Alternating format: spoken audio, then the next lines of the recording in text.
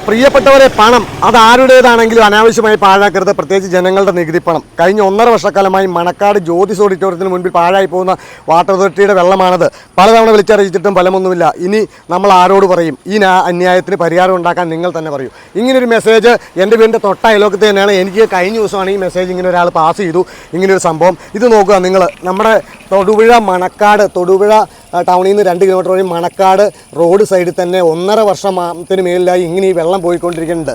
ഈ വെള്ളം പോയിക്കൊണ്ടിരിക്കുന്ന 1.5 വർഷത്തിൽ ഒരു 2 മാസം മുമ്പ് വരെ ഇതിപ്പോൾ ഓട ക്ലീൻ ആക്കാത്തതുകൊണ്ട് ഇത് കണ്ടില്ല എന്ന് പറയാം. അത് അവരെ കുറ്റം പറയേണ്ട. ഓക്കെ, ഈ 2 മാസം മുമ്പ് ഈ ഓട ക്ലീൻ ചെയ്ത് കഴിഞ്ഞപ്പോൾ ഇവിടുത്തെ നാട്ടുകാരെല്ലാം കൂടി ഇത് വാട്ടർ അതോറിറ്റിയെ പലവണ വിളിച്ചു. പക്ഷേ ഇവരൊന്നും നന്നാക്കാൻ തയ്യാറായില്ലെന്ന് പറഞ്ഞ്. നിങ്ങൾ നോക്കുക, ഒരു ദിവസം 24 മണിക്കൂർ തന്നെ ഈ വെള്ളം, ഇത്രയും വെള്ളം വെച്ച് ഒരു പൈപ്പിൽ തുറന്നുകൊണ്ട് ഈ വെള്ളം പോയി കഴിഞ്ഞാൽ അപ്പോൾ ഈ ഇത്രയും നാൾ 1.5 വർഷത്തെ പോട്ടെ, ഈ 2 മാസത്തെ അത്രയും കൂടെ വെള്ളം ലാഭിക്കായിരുന്നു.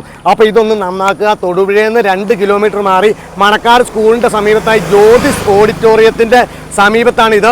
ഇതൊന്ന് വാട്ടർ അതോറിറ്റിക്കാർ കണ്ടു കഴിഞ്ഞാൽ ഇതൊന്ന് റെഡിയാക്കിയിട്ട് പോവുക. ഇത് ഒരുപാട് പേര് ഇവിടെ വെള്ളം ഇല്ലാണ്ട് കഷ്ടപ്പെടുന്നുണ്ട്. നല്ല വാട്ടർ അതോറിറ്റിയിൽ നിന്നൊക്കെ നല്ല ബില്ലും വന്നിട്ടുണ്ട്. അപ്പോൾ ഇത് ഞാൻ പറഞ്ഞ് അവസാനിപ്പിക്കുകയാണ്. ഇതൊന്ന് നന്നാക്കുക. Okay, by.